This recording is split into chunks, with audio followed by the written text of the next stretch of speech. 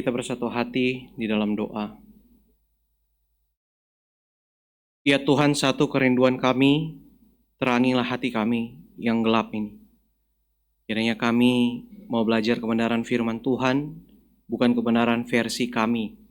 Bukan apa yang menyenangkan telinga kami, tetapi apa yang membentuk kehidupan kami. Berkati hamba-Mu dengan segala keberdosaan dan keterbatasan. Kiranya Tuhan pimpin untuk menjadi pemberita kebenaran firman Tuhan.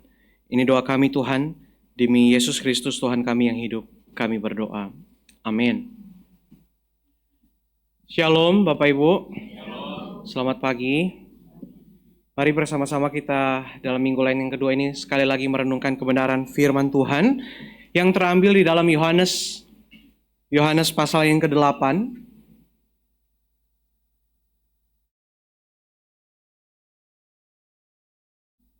Ayat yang ke-12 hingga yang ke-20.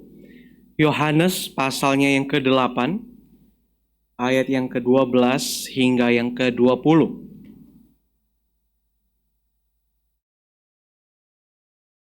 Yohanes 8, ayat yang ke-12 hingga ke-20. Apabila Bapak Ibu jemaat sudah menemukan, saya akan membaca mulai dari ayat 12. Kita bergantian hingga ayat yang ke-20. Yohanes 8 ayat 12 hingga yang ke-20. Yesus terang dunia. Yesus berkata lagi kepada mereka, "Akulah terang dunia. Siapa yang mengikut aku, ia tidak akan berjalan dalam kegelapan, melainkan ia akan mempunyai terang kehidupan."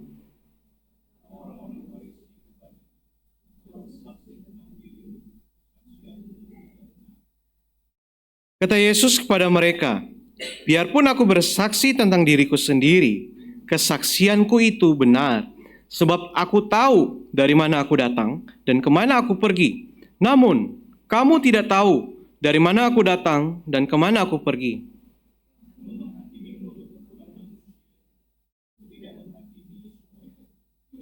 Dan kalaupun aku menghakimi, penghakimanku itu benar, sebab aku tidak seorang diri, tetapi aku bersama dengan Bapa yang mengutus aku.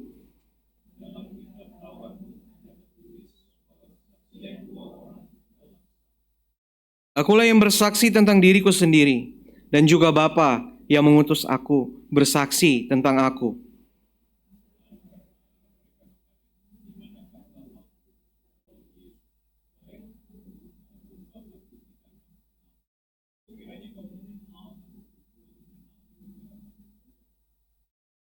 Kata-kata itu dikatakan Yesus dekat perbendaharaan waktu ia mengajar di dalam bait Allah. Tidak seorang pun menangkap dia karena saatnya belum tiba. Sedemikian jauh pembacaan firman Tuhan kita. Bapak Ibu yang dikasihi dalam Tuhan, ada seorang yang berinisial HL. HL ini dipenjarakan 11 tahun. Ya. Kasusnya ini dimulai pada tahun 2020, tepatnya pada 20 Februari 2020. Ada yang pernah baca berita tentang HL ini? Ada yang pernah tahu? HL, ya. Saya tidak perlu menyebutkan nama lengkapnya. Dia kasusnya adalah pemerkosaan terhadap anak remaja. Dan yang lebih mengerikannya lagi, pemerkosaannya bukan sekali, tapi berkali-kali dalam kurun waktu yang cukup panjang. Akan tapi itu belum sampai di situ kasus yang mengerikannya. Yang lebih mengerikannya lagi, karena pekerjaan dari HL ini. HL adalah seorang pendeta di Surabaya. Kasus ini begitu booming pada saat itu, tanggal 20 Februari 2020. Ya. Kemudian di awal pelaporan dikatakan bahwa korban itu sudah dicabuli oleh HL. Korban ini adalah anak pemudanya sendiri. Selama kurang lebih 10 tahun. Ya, kurang lebih 10 tahun. Ini terbongkar ketika korban itu hendak menikah dan nggak tahu singkat cerita akhirnya korban itu mengaku kepada pihak polisi dan akhirnya pelaku ini dapat ditangkap oleh polisi. Akan tetapi berdasarkan penyelidikan akhirnya dikatakan bahwa HL ini mencabuli jemaatnya sendiri selama 6 tahun. Ya, selama 6 tahun Itu dilakukan pada tahun 2005 hingga tahun 2011. Memang anak yang dititipkan ini dititipkan kepada HL. Jadi orang tuanya mempercayakan HL untuk merawat anaknya. Akan tetapi sayang sekali, pada waktu korban berusia 12 hingga 18 tahun, disitulah terjadi perbuatan yang mengerikan ini, Bapak Ibu. Dan ini dikatakan dilakukan selama kurang lebih 6 tahun dan berkali-kali. Berkali-kali. Baik itu di rumahnya, baik itu di tempat yang lain. Memang polisi tidak menyebutkan banyak detail yang lain, tetapi inilah kenyataannya. Dan akhirnya waktu itu HL mau banding, ya, dia mau banding dengan kesalahan dia, tapi tetap ditolak karena terbukti kuat apa yang dia lakukan selama ini. Jadi dia dipenjarakan selama 11 tahun, Bapak Ibu. Bapak Ibu, kalau kita lihat fakta yang seperti ini adalah sebuah fakta yang mengerikan, bahkan untuk orang Kristen itu sendiri memalukan sekali. Saya sebagai orang Kristen, sebagai hamba Tuhan, kalau baca berita ini saya udah mau selesai ini dari saat, ya. Malu minta ampun. Meskipun memang kalau diselidiki gerejanya mungkin bukan dari kalangan kita. Saya tidak akan menyebutkan gerejanya. Tapi kita tetap malu. Orang pasti akan bilang, wah itu orang Kristen, pendetanya cabul. Seperti itu. Hal yang mengerikan seperti ini menunjukkan bahwa tidak ada satupun di antara kita yang kebal terhadap dosa. Tidak ada jaminan dari kita sendiri. Kita mau sebagai apa hari ini? Mau sebagai hamba Tuhan? Mau sebagai pengurus gereja? Mau sebagai aktivis yang udah bertahun-tahun ke gereja? Tidak ada yang bisa menjamin bahwa kita kebal daripada dosa. Kita itu sendiri, manusia, kita simpan rapat-rapat keberdosaan kita di dalam kegelapan. Yang hari ini orang lain mungkin tidak tahu. Jangankan orang di gereja. Jangankan saudara. Mungkin suami atau istri kita tidak tahu apa yang menjadi dosa yang kita simpan di dalam kegelapan. Bapak Ibu Jemaat, ini adalah kenyataannya. Tidak ada satupun di antara kita yang hari ini tidak berdosa. Bahkan mungkin sampai detik ini kita mendapati setidaknya masih ada satu dosa yang diam-diam kita simpan rapat-rapat. Kita tolak, kita katakan itu wajar kok. Kan saya manusia berdosa, nggak apa-apa kok. Cuma satu doang, nggak masalah. Kita manusia menyimpan setiap keberdosaan kita di dalam kegelapan. Karena itu Injil Yohanes sebenarnya ingin menekankan ketika soal Yesus terang dunia. Kita tidak boleh lupa, Injil Yohanes penekanan paling besar itu adalah di dalam Yohanes pasal 1. Maksudnya paling besar itu adalah, inilah permulaan yang mau ditekankan oleh Yohanes itu sendiri. Ini Injil Yohanes punya bahasa yang berbeda dengan Injil-Injil yang lain. Maksudnya berbeda. Itu tidak seperti Markus yang punya kepentingan untuk pemberitaan Injil dengan cepat. Makanya seakan-akan kok ceritanya sudah habis. Itu tidak seperti Lukas yang bahasanya mungkin lebih puitis. Tidak seperti Matius yang lebih sistematik, ya. Urutan-urutan dan pembahasannya lebih sistematik. Akan tetapi Injil Yohanes itu seperti menyelami sebuah spiritual yang benar-benar dalam, ya, tentang kedatangan Sang Firman itu. Dalam Yohanes 1 ayat 14 dikatakan, Firman itu telah menjadi manusia dan diam di antara kita. Ini penekanan yang penting sekali, Bapak Ibu. Karena mereka tahu dulu mereka bisa dengar firman dari mana? Dari perantaran para nabi. Dari nabi-nabi yang bersuara tentang firman Tuhan, tentang suara Allah. Mungkin juga mereka bisa baca, ya, tentang kisah sejarah bagaimana Tuhan telah menolong umatnya. Tapi sekarang dikatakan firman itu telah menjadi manusia dan diam di antara kita. Sang firman itu yang dulunya mereka dengar, sekarang hadir di tengah-tengah manusia. Firman-Nya itu adalah terang itu sendiri, sekarang berada dekat dengan mereka. Yang dulunya mereka tidak bisa lihat, namun sekarang mereka bisa lihat. Yang dulunya mereka cuma dengar dari perantara, namun sekarang mereka bisa langsung merasakan pengajarannya. Dan dengan konteks yang seperti inilah kita bisa melihat bagaimana Yesus berkata, "Akulah terang dunia." Jadi kalau mereka tahu bahwa firman itu telah menjadi manusia dan diam di antara kita, sekarang mereka tahu bahwa benar Yesus itu adalah terang yang dari dulunya sudah pernah dinubuatkan. Dia adalah Allah itu sendiri. Karena itu kita akan menemukan bahwa Yohanes ini dalam Injilnya sungguh meninggikan Yesus Kristus itu sendiri. Mari kita masuk ke dalam konteks Yohanes 8 ayat 12 hingga 20 ini. Dikatakan di situ Yesus adalah terang dunia, ya. Terang dunia. Kata terang dunia di situ itu pakai kata pos, ya. Pos itu artinya a source of light, ya. Jadi maksudnya begini, Bapak. Kalau lilin, ya, dia bisa ada terang karena ada api, ya. Bahkan harus ada bantuan dari korek dan semacamnya untuk membuat lilin itu menyala. Kita lampu ada bantuan listrik, ya. Tetapi lampu itu bukan cahaya yang sesungguhnya.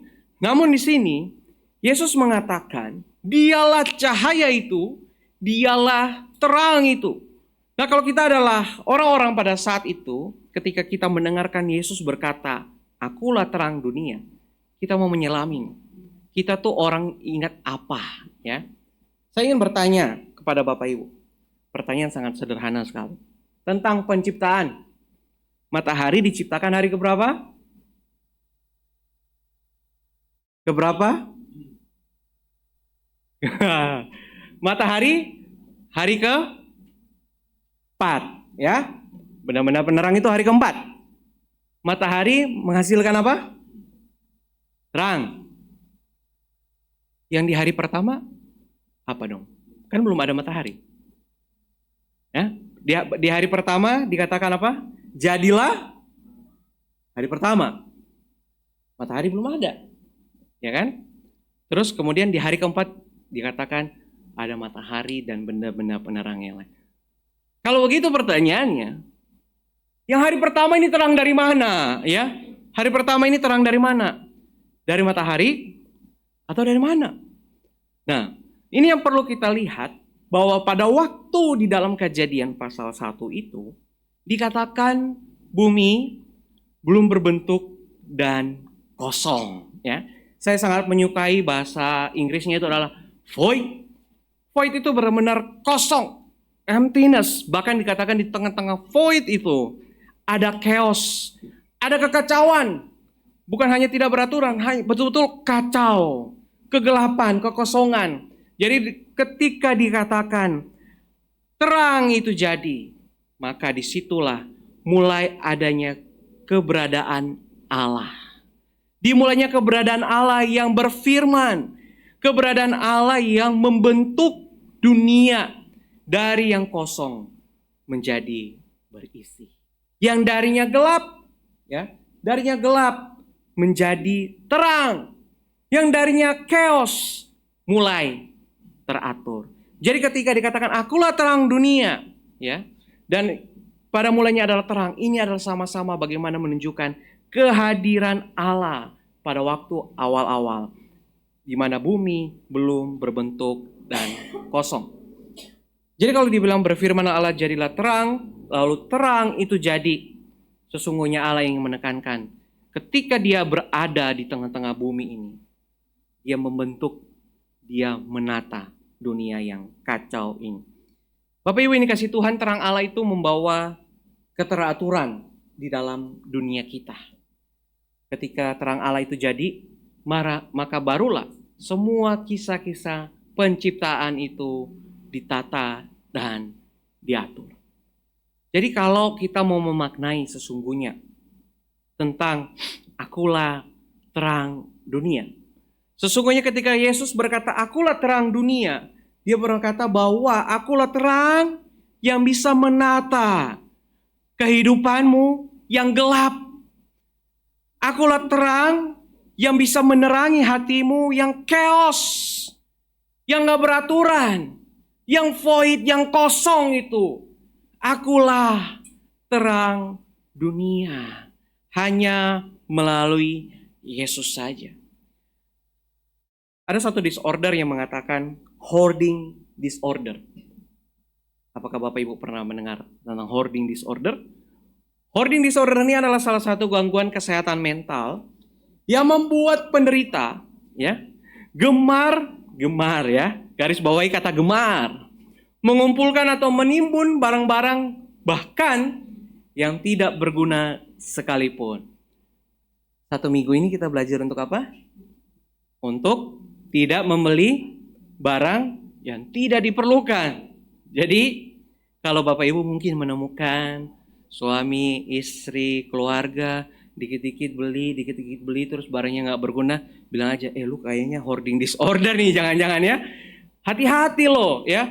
Jadi hoarding disorder ini salah satu gangguan kesehatan mental. Jadi orang tuh bisa timbul sampai kelihatannya jorok sekali seperti ini. Bahkan karena gangguan kesehatan mental ini bisa membuat orang di sekitarnya itu nggak nyaman. Mau punya anak seperti ini?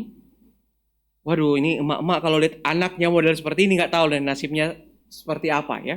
Mau punya suami atau istri yang seperti ini? Nggak mau. Betul. Ini bisa mengganggu kenyamanan. Bahkan suatu kali viral di sosial media, ada seorang pria, ini di Indonesia, memperlihatkan ada sebuah kamar kos yang berantakan sekali ya. Berantakan sekali. Ini by the way kamar kos wanita. Ini by the way kamar kos wanita mungkin bisa kelihatan dengan jelas ya. Jadi akun TikTok ini ya, orang yang memviralkan ini dia pemilik kos. Orang di kos ini kelihatannya sudah lama tidak berinteraksi dan mungkin udah lama nggak bayar kos ya. Jadi mau dicari. Bahkan yang sangat mengganggunya itu dari kamar kosnya itu menetes air.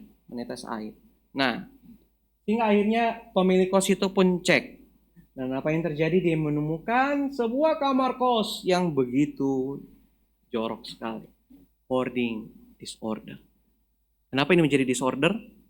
Karena orang ini merasa it's fine, ya, nggak apa-apa, it's okay seperti itu, menikmati, masih bisa tetap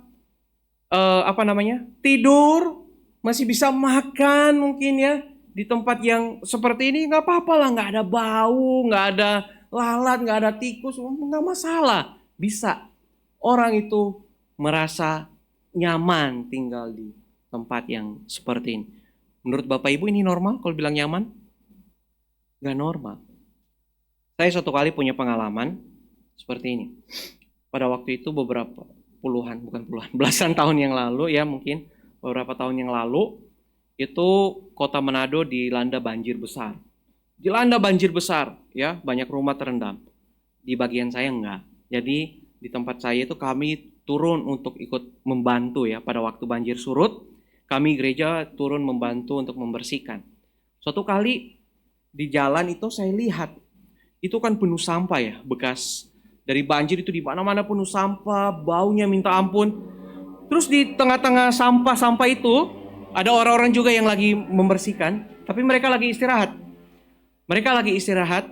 Tapi mereka bisa sambil makan, pakai tangan ambil begini ya, pakai tangan makan, ambil begini. Terus saya bilang begini, kok bisa ya? Kok tahan? Emang itu nggak bau? Itu emang nggak geli gitu kayak gitu ya?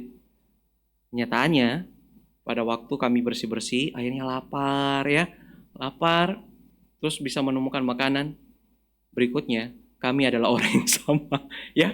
Kami yang akhirnya bisa makan di tengah-tengah lautan sampah, kiri kanan sampah, mau nggak mau, ya. Jadi aku bilang begini, kayaknya ini mungkin karena kita sudah terbiasa dengan bau-bau ini, sehingga kita merasa nyaman, nggak apa-apa makan seperti ini. Nah, Bapak Ibu, ini adalah sebuah gambaran bahwa ada orang yang tidak normal menikmati sebuah hal yang sangat jorok, yang sangat menjijikan. Namun, jikalau kita merefleksikan bagian ini, kita bisa menemukan bahwa kita juga seperti itu. Kita manusia menikmati kegelapan itu. Meskipun itu menjijikan, ya, meskipun itu kotor. Di mata Tuhan apa yang kita lakukan terhadap dosa kita itu kotor dan menjijikan. Tapi kita bilang apa? I'm fine. Saya nggak apa-apa, saya nggak masalah. Cuma satu itu doang, ya. Cuma itu doang. Kita menikmati kegelapan tersebut, Bapak Ibu. Namun di mata Tuhan melihat semua itu sebuah hal yang kotor. Hari ini apa yang kita nikmati? Keberdosaan kita. Amarah, kecongkakan, kerakusan, hawa nafsu, sombongan, ego kita apa? Yang kita bilang kepada Tuhan, Tuhan is fine. It's fine. Namun itu sebenarnya menjijikan. Jadi Bapak Ibu ketika Yesus berkata, akulah terang. Dia menunjukkan bahwa hanya melalui Dialah Allah itu sendiri. Dia menunjukkan bahwa akulah Allah itu. Yang dulu kamu dengar, Allah yang mencipta dan berkata, jadilah terang. Aku adalah Allah yang sama. Sama, dia dikatakan di sini, aku dan kalau kamu kenal Bapakku, kamu juga kenal aku. Sama, aku dan Bapa itu adalah sama. Dan kemudian Yesus ingin menunjukkan, hanya melalui Dialah ada satu-satunya jalan bagi manusia itu bisa keluar dari kegelapan. Hanya melalui Dialah manusia itu bisa sadar, oh ini ternyata dosa saya begitu menjijikan. Apa yang saya anggap fine, ternyata itu tidak fine. Ternyata itu menggerogoti saya dan merusak saya perlahan demi perlahan. Harusnya respon seperti itulah bagi setiap orang yang mendengar pada waktu itu maupun kita yang mendengar saat ini. Namun apa yang kita lihat Bapak Ibu di dalam respon orang-orang Farisi pada waktu itu? Orang Farisi berkata, engkau bersaksi tentang dirimu sendiri, kesaksianmu itu tidak benar. Mereka menolak bahwa Yesus itu adalah sama dengan Allah Bapa, Allah yang menciptakan, yang memberikan terang. Mereka tidak mau dengar tentang klaim Yesus bahwa dia adalah Allah yang bisa menerangi, yang bisa menata kehidupan mereka. Hati mereka keras. Hati mereka terjerumus di dalam kegelapan. Jadi mereka tolak, mereka nggak mau percaya. Mereka tidak merespon yang dengan baik. Mereka tidak bisa merefleksikan dengan baik. Bahkan justru ini membuktikan bahwa mereka tidak sungguh-sungguh mengetahui tentang firman. Karena kata Yesus, kalau kamu kenal Bapa, kamu kenal aku. Bapak Ibu yang dikasih Tuhan, dunia menolak Yesus. Dunia menolak terang itu. Di dalam Roma pasal yang pertama ayat yang ke-18 dikatakan begini. Sebab murka Allah nyata dari sorga atas segala kefasikan dan kelaliman manusia yang menindas kebenaran dengan kelaliman. Manusia menolak Yesus. Manusia menolak kebenaran itu. Manusia menolak terang itu. Dengan kelaliman. Kelaliman seperti apa? Kita kelaliman berkata, itu kan zaman dulu. Beda zaman sekarang. Pemikirannya lebih open ya. Semuanya tergantung kepada saya. Kalau saya bilang itu benar, maka itu benar. Tapi kalau bagi saya itu tidak benar, ya sudah itu tidak benar. Firman Tuhan ya sesuai di zaman dulu saja. Gak sama kayak zaman sekarang. Yesus jadi Tuhan kalau saya mengakui. Tapi kalau saya nggak mengakui ya dia nggak pernah jadi Tuhan. Apa yang saya lakukan hari ini ya karena biar saya sehat ya. Bapak Ibu benar loh, sekarang ada narasi seperti itu. Orang melakukan dosa biar apa? Biar sehat. Sehat apanya? Mental katanya. Oh jadi kalau saya bisa dugem, ya nggak apa-apa. Saya udah capek kerja, itu hobi saya, ya. Itu hobi saya, nggak apa-apa. Yang penting saya happy. Terus ada orang bilang lagi, ya nggak apa-apa. Memang saya sukanya nonton film porno, nggak apa-apa. Itu memang kesukaan saya. Kan saya orang dewasa. Apa salahnya nonton film porno? Tadi di awal kebaktian ada video yang mengingatkan tentang kenyataan dunia ini, khususnya di Indonesia. Betapa banyaknya orang-orang yang mengakses situs pornografi hari ini. Kita manusia tidak mau terima terang itu. Kita manusia sedang terikat terbelenggu di dalam kegelapan. Mungkin bisa bantu untuk di next. Terbelenggu, Bapak Ibu. Kita nggak bisa keluar dari kegelapan itu. Karena dengan daya kita, dengan upaya kita, dengan usaha kita nggak pernah bisa keluar daripada kegelapan itu. Karena itu syukur kepada Tuhan. Next. Ini kenapa nggak bisa ya? Bahwa Yesus itu sendirilah yang sedang mengangkat, dan hanya Yesus saja yang bisa melepaskan kita dari belenggu di dalam kegelapan. Namun hari ini, sungguhkah kita telah menerima Yesus? Sungguhkah hati kita telah diterangi oleh Yesus? Atau jangan-jangan masih ada yang kita sembunyikan? Apa Bapak Ibu yang kita sembunyikan hari ini? Apa yang masih menjadi sebuah kenikmatan bagi diri kita sendiri hari ini? Yang kita sungguh-sungguh nikmati di dalam kegelapan dosa kita. Next. Bapak Ibu, hanya Yesus yang bisa mengeluarkan engkau dari kegelapan. Next. Hanya Yesus yang bisa menata kehidupanmu. Gak ada jalan lain. Gak ada bilang, oh saya bisa berusaha sendiri. Saya bisa melatih moral saya untuk menjadi lebih baik. Gak perlu Yesus, gak perlu firman Tuhan. Saya bisa meditasi, ya, mengosongkan diri saya, ya, terhadap keinginan-keinginan duniawi. Kemudian gak perlu Alkitab, gak perlu berdoa kepada Yesus. Bisa kok, saya bisa jadi orang baik tanpa Yesus. Namun pada kenyataannya, kita menemukan tidak bisa. Nggak bisa. Hari ini hanya bisa melalui Yesus itu yang menjadi terang di dalam hati kita. Kalau kita belum terima Yesus, hati kita yang chaos ini, yang tidak tertata ini, yang amburadul, yang penuh dengan kekosongan, akan terus seperti itu. Namun kalau kita terima Yesus, Dialah akan menata kehidupan kita. Dialah akan mengikis semua dosa kita. Dia akan membentuk kita semakin hari semakin sesuai dengan kehendak Dia. Maka kata Yesus pula kepada orang banyak, katanya, akulah terang dunia. Barang siapa mengikut aku, ia tidak akan berjalan dalam kegelapan, melainkan ia akan mempunyai terang hidup. Kalau kita punya Yesus, kita akan berjalan dalam kegelapan. Bapak Ibu jemaat yang dikasihi Tuhan, ada seorang yang bernama Max Jukes, ya. Max Jukes ini adalah seorang ateis. Dia seorang ateis dan dia bahkan, ya, menolak Tuhan, bahkan juga menantang Tuhan. Mana? Tuhan itu nggak ada. Saya nggak mau percaya Tuhan sama sekali. Dan itu diteruskan kepada narasi keluarganya. Dan Bapak Ibu tahu apa yang terjadi dengan seorang ateis yang menolak kebenaran, menolak Yesus sebagai terang, menolak Yesus sebagai Tuhan? Apakah dia dan keturunannya menjadi orang yang lebih baik ke depannya? Tentu saja tidak, Bapak Ibu. Dia punya setidaknya 560 keturunan. Tentu saja bukan keturunan langsung, ya, tetapi turun-temurun 560 keturunan. Dan dikatakan di sini 300 orang mati sebagai pengemis.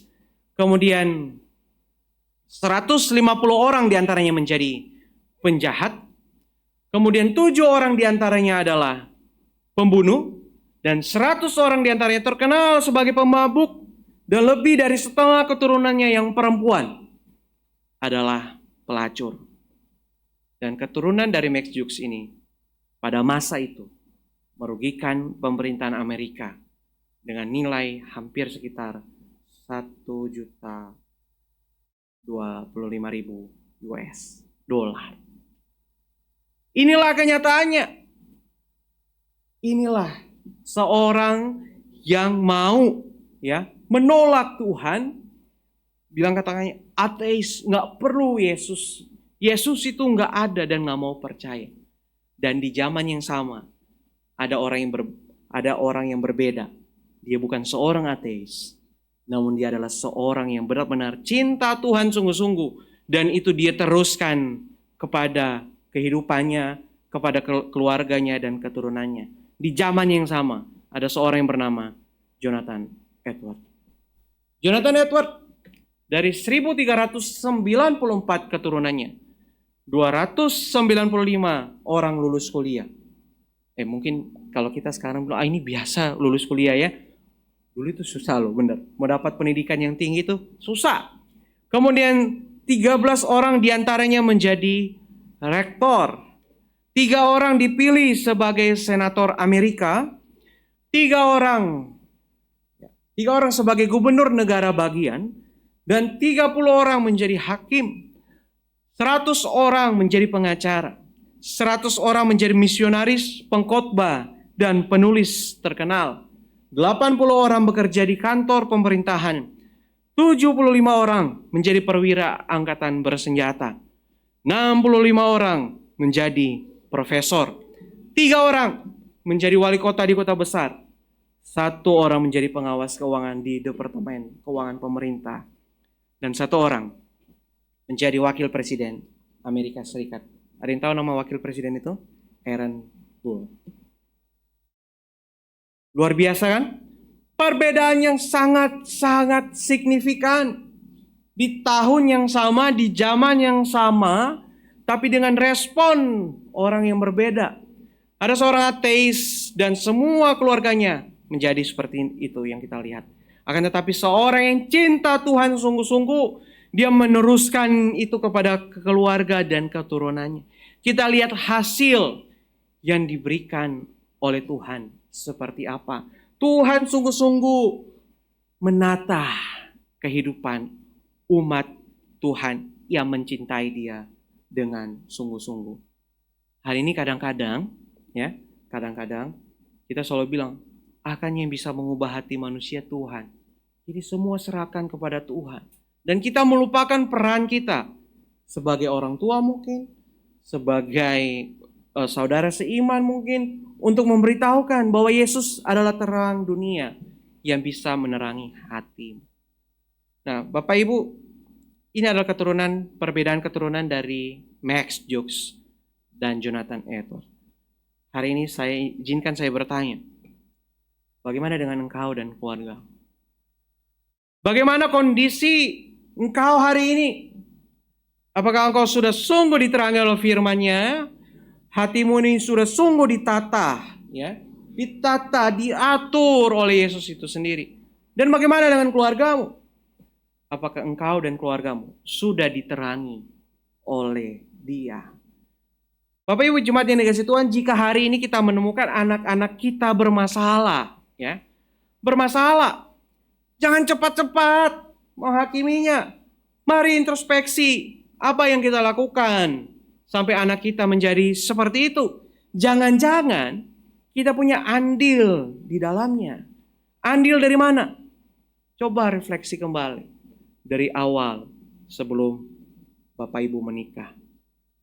Apakah menikahnya baik-baik atau tidak baik-baik? Ini sudah menjadi suatu tolok ukur yang akan berbeda. Dan kemudian kita merasa, oh it's fine.